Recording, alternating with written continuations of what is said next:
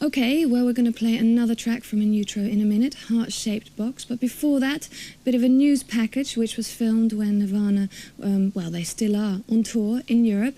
They had their ups and downs, of course. Kurt Cobain ended up in a coma, but he is now very well, we hope, and recovering.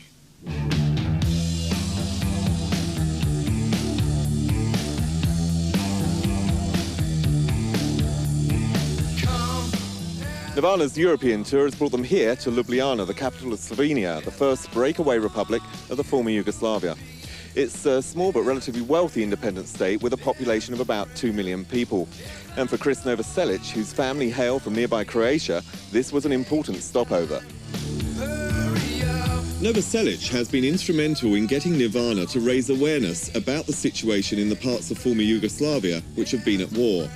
He has written about the atrocities in his family's homeland of Croatia, the death camps in Bosnia, and the ritual rape of women.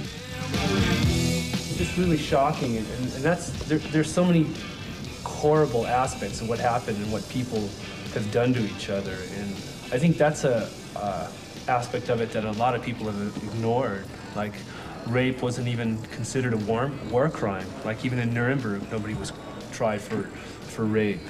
So, you know, and I was hearing stories in refugee camps how, you know, women rape victims were just kind of lumped in with everybody else and they weren't really having any special needs. And I think that's just an indicator of people's perspective towards women.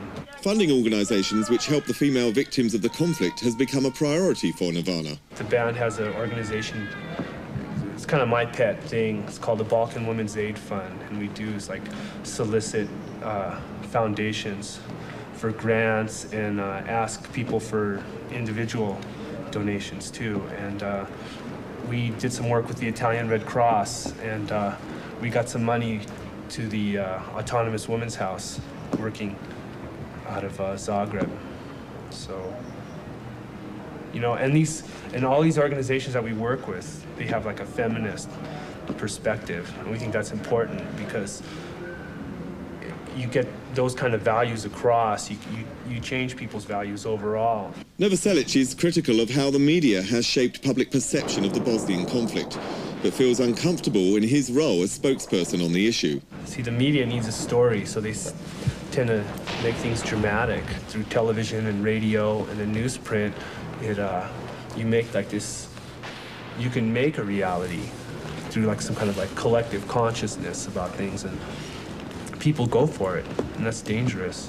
There's just so much information and disinformation out there. It's like, you know, I might as well throw my 2 cents in. Through his work with groups in the area, Chris Novoselic has come to simple but telling conclusions. Like, now that the political landscape and economic landscape of the West or Europe has changed, you know, countries like Slovenia are just part of Europe now. There's really no Iron Curtain or anything.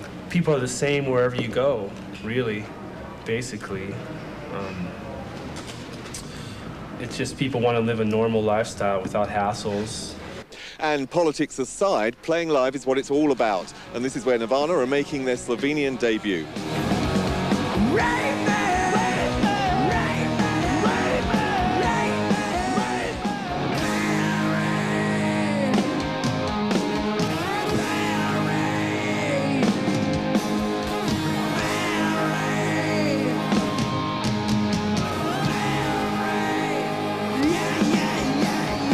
I like very much Nirvana, but I want a peace in Croatia, in Bosnia, and that is important. The concert is good, but peace is all we want. It was excellent, brilliant, more.